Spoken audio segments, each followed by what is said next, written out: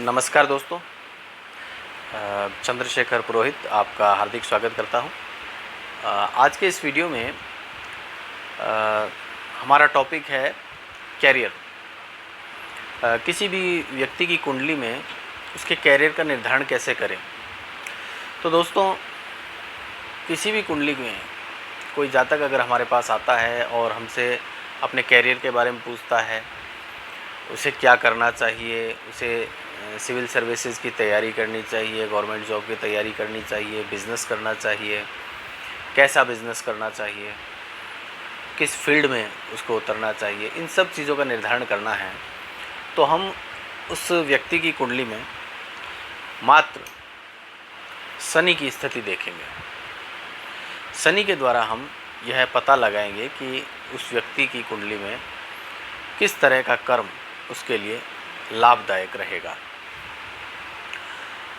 अब शनि कैसे ग्रहों के साथ है और कौन से ग्रह उसे देख रहे हैं, ये बात तय करती है उसके कर्म की स्थिति को।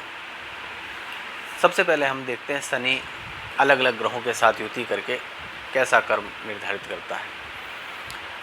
सबसे पहले हम लेते हैं शनि, अगर किसी व्यक्ति की कुंडली में शनि सूर्य के साथ है। शनि अगर किसी व्यक्ति की कुंडली में सूर्य के साथ हो तो सूर्य राजा है, सरकार है, रॉयल ग्रह है। तो जब भी शनि सूर्य के साथ हो और शनि पर शुभ ग्रहों का प्रभाव हो, तो ऐसी स्थिति में व्यक्ति को सरकारी धन की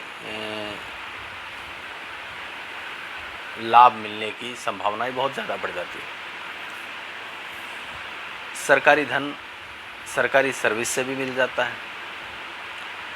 अब इसके अलावा अगर शनि पर कुछ पाप ग्रहों का प्रभाव हो या सूर्य कमज़ोर हो, तो ऐसी स्थिति में सरकारी धन तो मिलता है, पर वो कुछ नेगेटिव चीज़ लेकर आता है। जैसे किसी व्यक्ति की कुंडली में शनि और सूर्य का कंजंक्शन है और शनि नीच का भी है, तो शनि का अष्टम भाव से संबंध भी है, अष्टमेश शनि को देख रहा है। तो ऐसी स्थिति में अनेक बार आपने देखा होगा कि कोई व्यक्ति ज़्यादा पढ़ा लिखा नहीं होता और साधारण एजुकेशन उसकी होती है, फिर भी वो सरकारी सर्विस में लग जाता है अपने पिता के स्थान पर। पिता की मृत्यु के पश्चात उसको अनुकंपा नियुक्ति मिलती है। तो ये भी एक तरह का योग बनता है कुंडली में। अच्छा, एक चीज़ और है कि शनि और सूर्य जब भी कुंडली में साथ हों, तो ऐसा जातक, नाड़ी ज्योतिष जो एक पद्धति है उसके अंदर ये कहा गया है कि अगर शनि सूर्य दोनों साथ हों, तो अगर जातक अपने पिता से दूर रहे तो प्रोग्रेस करता है, पिता के साथ उसकी उतनी प्रोग्रेस नहीं होती। तो जिसके भी शनि सूर्य साथ में है, उसे सरकारी सर्विसेज की तैयारी करनी चाहिए, उसको उसका लाभ मिल सकता है।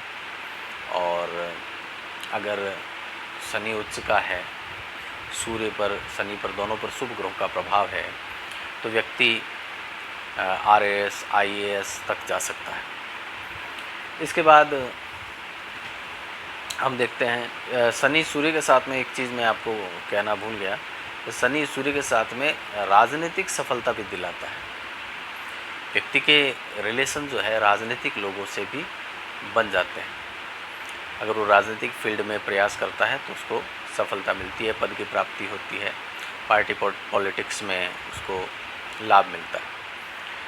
अब हम बात करते हैं शनि की चंद्रमा से युति। शनि और चंद्रमा का जब भी कॉम्बिनेशन होगा, तो यह ध्यान रखें कि चंद्रमा एक मूवमेंट वाला प्लैनेट है।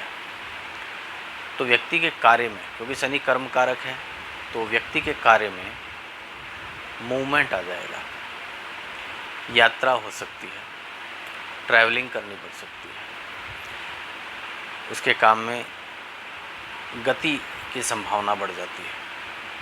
साथ साथ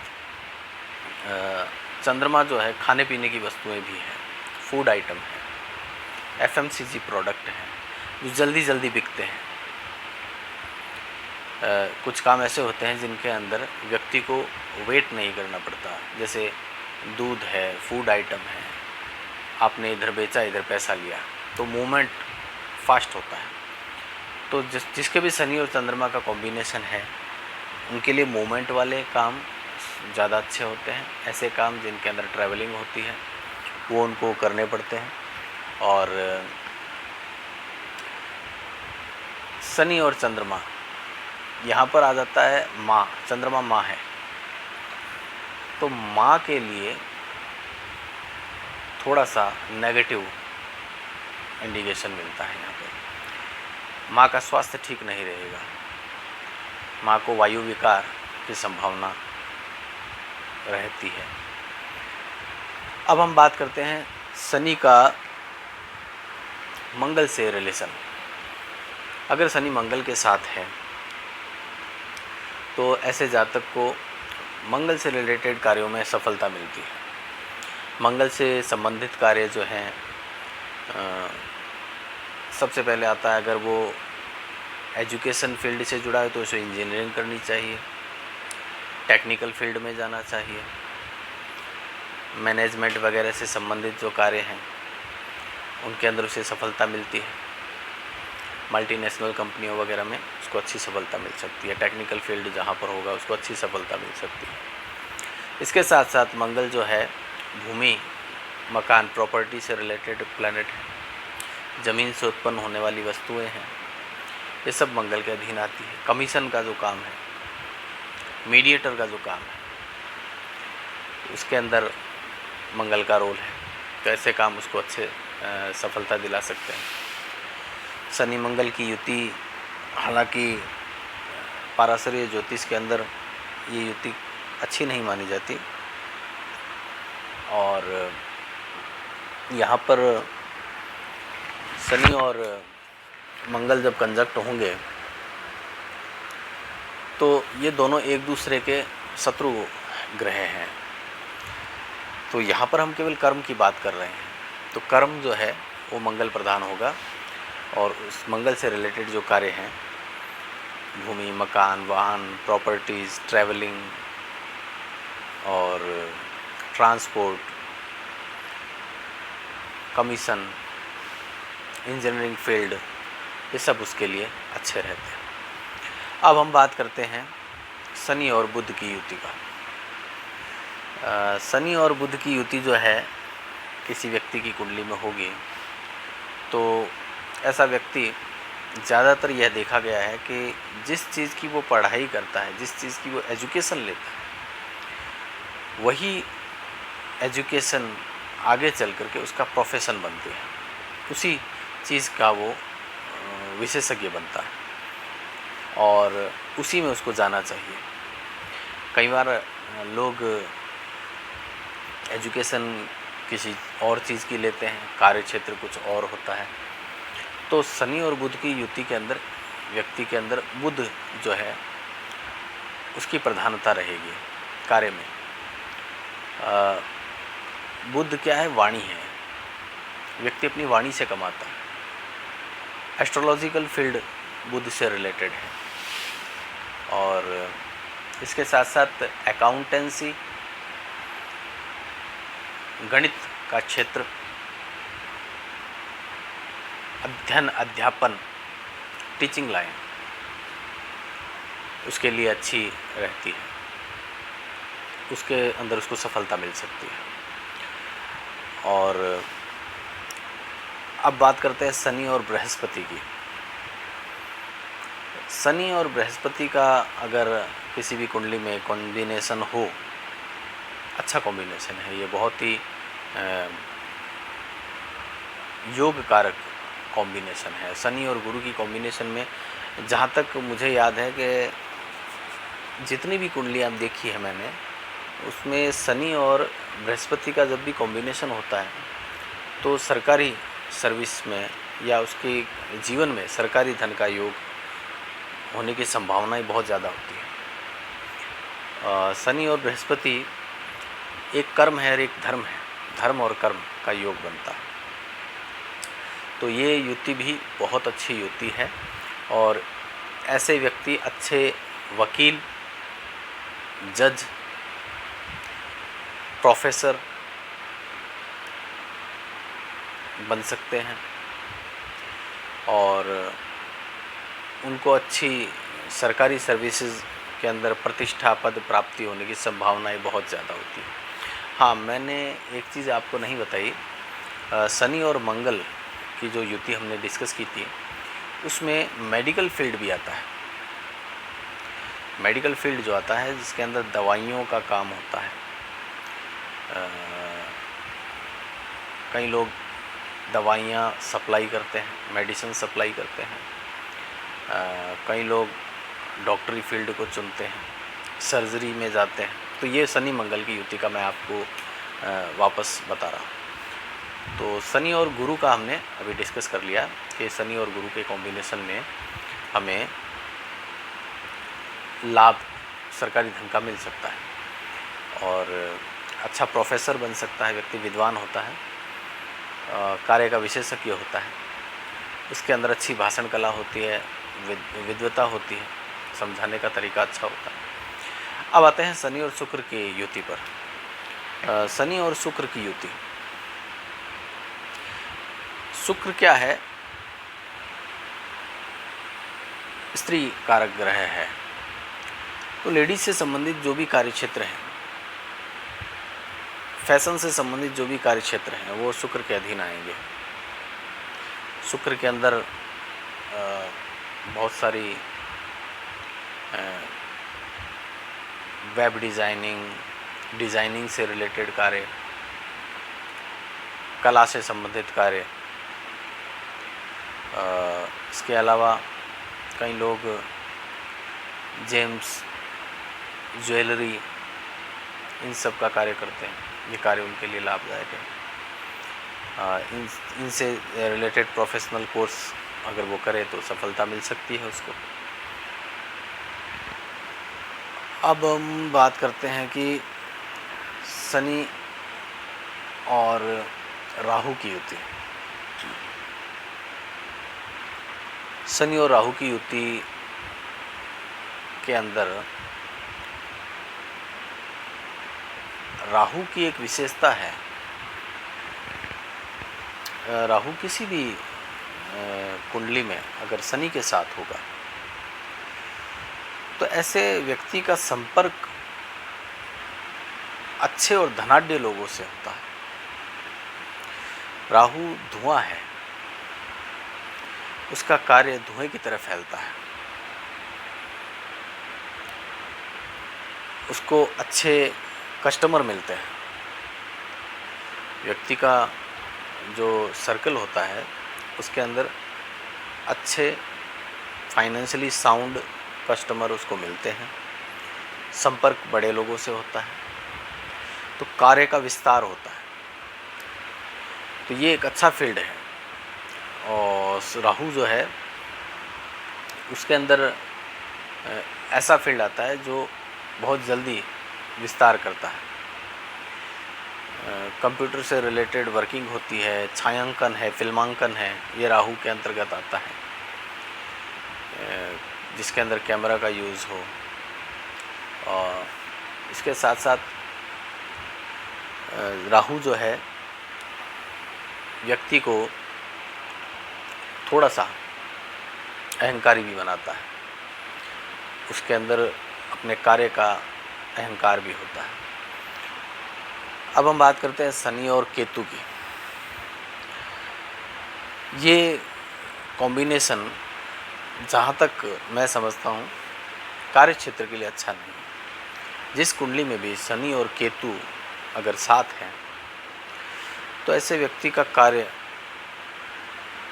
बार बार बदलता रहता है, टूटता रहता है, स्टेबिलिटी नहीं होती। ऐसे लोगों को बड़े इन्वेस्टमेंट नहीं करने चाहिए। ज़्यादा पैसा लगा कर, धन लगा करके कार्य नहीं करना चाहिए, क्योंकि शनि के साथ जब भी केतु होगा तो उसे अच्छे कस्टमर नहीं मिलेंगे, साधारण सिंपल लोग मिलेंगे।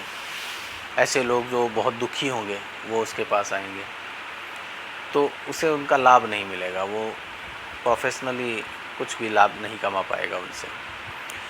तो शनि और केतु जिसकी भी कुंडली में साथ हो, अगर वो एजुकेशन फील्ड में गए हुए हैं तो उन्हें सॉफ्टवेयर का फील्ड चुनना चाहिए, या ऐसा फील्ड चुनना चाहिए जो बहुत डीप फील्ड हो, जल्दी से लोगों की समझ में ना आए।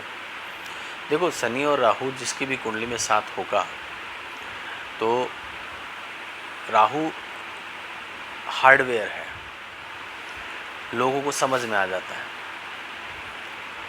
जबकि केतु क्या है, सॉफ्टवेयर है, समझ में नहीं आएगा। तो ऐसे लोग जिनके भी शनि और केतु साथ में, तो वो क्या कार्य कर रहे हैं लोग नहीं समझ पाएंगे। वो केवल वही जानता है जो खुद कर रहा है, तो लोगों को समझ में भी नहीं आएगा कि एक आदमी करता क्या है, इसका वर्किंग किस टाइप की है, पर वो अपने काम में लगा हुआ रहेगा। हाँ, उसके कार्य में सेटिस्फैक्शन नहीं होगा, उसके कार्य में बार बार रुकावटें आएंगी, बाधाएं आएंगी, प्रॉब्लम्स क्रिएट होंगे। तो कई लोग देखो बहुत बड़े स्तर पर शेयर मार्केट से रिलेटेड वर्किंग करते हैं, बड़े इन्वेस्टर होते हैं। शेयर मार्केट से संबंधित कार्य जो है हर व्यक्ति के समझ में नहीं आता, वो वही कर सकता है जो इस चीज़ का खिलाड़ी है। तो शनि केतु का कॉम्बिनेशन कई बार व्यक्ति को शेयर मार्केट में अच्छी सफलता दिला देता है, साथ में उसका अगर पंचम भाव मजबूत है तो बहुत बड़ी सफलता दिला देता है। परंतु अगर बिजनेस कर रहा है, वो बिजनेस के अंदर पैसा लगा रहा है, तो बिजनेस में उसको उतनी सफलता नहीं मिलती जितनी वो चाहता है। ये तो शनि के हर प्लैनेट के साथ युति के हमने निर्धारित कर लिए कि किस तरह का कर्म उसको करना चाहिए। अब क्या होता है कि कई बार आपने देखा होगा कि शनि बहुत सारे ग्रहों के साथ होता है, 3 या 4 प्लैनेट एक साथ हैं। शनि सूर्य के भी साथ है, शनि चंद्रमा के भी साथ है, या शनि सूर्य मंगल है। तब उस स्थिति में हम क्या करेंगे? उस स्थिति में हमें क्या निर्णय लेना चाहिए? तो ऐसी स्थिति में हम क्या करेंगे कि हम देखेंगे कि शनि अगर सूर्य मंगल बुध 3 प्लैनेट के साथ में, तो सूर्य बुध मंगल इन तीनों ग्रहों की डिग्री देखेंगे। तो जो ग्रह सबसे कम डिग्री का होगा, शनि सबसे पहले उससे युति करेगा, या डिग्रिकली शनि अपनी डिग्री के साथ में उस डिग्री को देखें बराबर है उसकी डिग्री। जैसे शनि 15 डिग्री का है और सूर्य 14 डिग्री का है, तो सूर्य के साथ उसकी समीपता ज़्यादा होगी, उसकी निकटता ज़्यादा होगी। तो हमें डिग्री का भी ध्यान रखना पड़ेगा। तो हम इस तरह से ज़्यादा प्लैनेट होने पर ग्रहों की अंश देख करके ये निर्धारित करेंगे कि व्यक्ति को कैसा कर्म करना चाहिए। अब यहाँ पे हमने युति का फल देखा। कई बार शनि अकेला होता है, उसके साथ कोई प्लैनेट ही नहीं है। ऐसी स्थिति में हम क्या करेंगे? तो हम देखेंगे शनि के जस्ट अगले भाव में कौन सा प्लैनेट है, या जस्ट पिछले भाव में कौन सा प्लैनेट है। ये देख करके निर्धारित कर सकते हैं कि उसके कार्य की प्रकृति कैसी होगी। उसके बाद हम देखेंगे कि अगर उसके आगे पीछे भी कोई प्लैनेट नहीं है, तो हमेशा ये ध्यान रखें कि नाड़ी ज्योतिष में किसी भी ग्रह से नवम पंचम जो ग्रह होते हैं वो युति समान ही फल देते हैं। अगर शनि से 5वें स्थान में सूर्य बैठा है, तो हम यहाँ पे शनि और सूर्य को अलग अलग नहीं मानेंगे, शनि और सूर्य साथ है। अगर शनि से 9th हाउस में बृहस्पति बैठा है, बृहस्पति से पंचम में शनि है, तो यहाँ पे बृहस्पति और शनि का योग हो रहा है। यह फिजिकली तो अलग अलग दिख रहे हैं, पर वास्तविकता नाड़ी ज्योतिष ये कहता है कि ये दोनों प्लैनेट साथ ही हैं।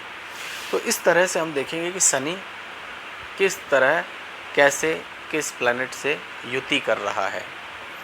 तो ये सब चीज़ें कुंडली में देख करके हम निर्धारित कर सकते हैं कि व्यक्ति का कार्यक्षेत्र कैसा होगा या उसे किस तरह के कार्यों में सफलता मिल सकती है। अब हम पाराशरीय ज्योतिष के बारे में भी थोड़ी सी चर्चा कर लेते हैं। पाराशरीय ज्योतिष के अंदर क्या होता है कि हमें ये कहा गया है कि बताया गया है पाराशरीय ज्योतिष में कि किसी भी कुंडली में दसम भाव का जो स्वामी है वो नवमांश में जिस राशि में बैठ जाए, नवमांश कुंडली में जिस राशि में बैठ जाए, व्यक्ति का कर्म उस राशि के अकॉर्डिंग होता है। जैसे दसम भाव का कोई भी लॉर्ड है, चाहे वो शनि है, चाहे वो बुध है, चाहे वो सूर्य है, चाहे वो चंद्रमा है, वो नवमांश में किस राशि में बैठा है। जैसे दसम भाव का जो लॉर्ड है, मान लिया किसी कुंडली में दसम भाव का लॉर्ड चंद्रमा है, वो नवमांश कुंडली में शनि की राशि में बैठा है, तो व्यक्ति शनि से रिलेटेड कार्य करेगा, नौकरी करेगा। अच्छा हाँ, हमने ये भी चर्चा नहीं की कि शनि अगर अपनी ही राशि में बैठ जाए, शनि से कंजक्ट तो नहीं हो सकता, युति तो नहीं कर सकता, पर शनि की ही राशि में बैठ जाए तो ऐसा व्यक्ति शनि से रिलेटेड वर्किंग करता है, उसके कार्यक्षेत्र में शनि का रोल बनता है, शनि नौकरी करवा देता है। तो अगर कोई व्यक्ति शनि से रिलेटेड छोटा कार्य करता है तो उसे नहीं करना चाहिए। हमेशा शनि से संबंधित जब भी कोई कार्य करें तो बड़े स्तर का कार्य करें तो शनि अच्छा फल देता है। जैसे आपने देखा होगा शनि मजदूरी का कारक है, मजदूर है शनि।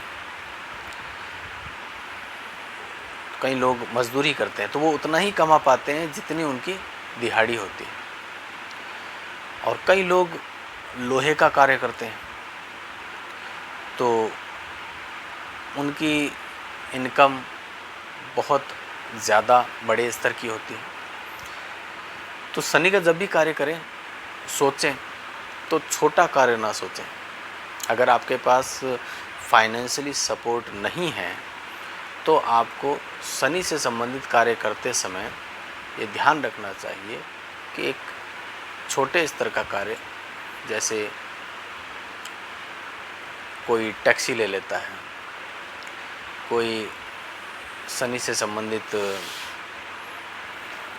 स्क्रैप का कार्य कर लेता है, तो स्क्रैप का कार्य भी बड़े स्तर का होगा तो ही सफलता मिलेगी। छोटे स्तर का कार्य करेगा तो वो उतना ही कमा पाएगा जितनी उसकी दिहाड़ी है, उससे ज़्यादा वो नहीं कमा पाएगा। तो शनि का कार्य हमेशा बड़े स्तर का करें। तो पाराशरीय ज्योतिष पे कर रहे थे चर्चा कि लग्न कुंडली में दसम भाव का जो लॉर्ड है वो नवमांश कुंडली में जिस राशि में होगा उस राशि के अकॉर्डिंग उसका कर्म होगा। तो दसम भाव का लॉर्ड अगर चंद्रमा है, मंगल की राशि में बैठा है तो मंगल के समान कार्य करेगा। दसम भाव का लॉर्ड अगर सूर्य है, अगर वो नवमांश कुंडली में मकर राशि में बैठा है तो शनि के अकॉर्डिंग कार्य करेगा। तो इस तरह से हम पाराशरीय ज्योतिष में गणना करते हैं। तो अलग अलग पद्धतियां हैं और हमें अलग अलग कुंडलियों को इकट्ठा करके यह देखना चाहिए, एक्सपीरियंस करना चाहिए कि किस तरह से कोई व्यक्ति कोई कार्य कर रहा है तो कौन से प्लैनेट का उसके ऊपर प्रभाव है। तो कर्म जो है उसके अंदर पाराशर ज्योतिष में एक और चीज़ दी गई है और वो है दशमांश चक्र। दशमांश चक्र को किस तरह से देखते हैं? ये सारे चक्र जो है, नवमांश है, दशमांश है, देशक्राण है, सप्तमांश है, इन सबको लग्न कुंडली के अकॉर्डिंग ही देखना चाहिए। जिस तरह से आप लग्न कुंडली में देखते हैं उसी तरह दशमांश नवमांश इन चक्रों को भी देखा जाए। जैसे लग्न कुंडली का जो दसम भाव का जो लॉर्ड है अगर दशमांश कुंडली में छठे, आठवें, 12वें भाव में गया है तो उस व्यक्ति को उसके कार्य का अच्छा प्रतिफल नहीं मिलेगा, उसको सेटिस्फैक्शन नहीं होगा उस कार्य से। तो इस तरह से दशमांश चक्र को भी पारस्परिक ज्योतिष में बहुत महत्व दिया गया है। तो इन सभी पद्धतियों को हम अगर साथ में जोड़कर चलें तो हमें अच्छे परिणाम प्राप्त हो सकते हैं। तो आगे हम फिर इस बारे में चर्चा करेंगे। ये विषय बहुत बड़ा है और जितना हम इसमें डीप में जाएंगे उतना हमें नई नई चीज़ें देखने को मिलेगी। तो आज इतना ही विचार विमर्श करते हैं और नेक्स्ट वीडियो में फिर हम इस संदर्भ में बात करेंगे। और उम्मीद करता हूँ कि कुछ आपको नई चीज़ जानने को मिली होगी और आगे भी मेरा प्रयास रहेगा कि ज्योतिष से जुड़ी बारीक और गूढ़ चीज़ें आपके सामने लाने का प्रयास करता रहूं। इसी के साथ ही मैं आपसे विदा लेता हूं। नमस्कार।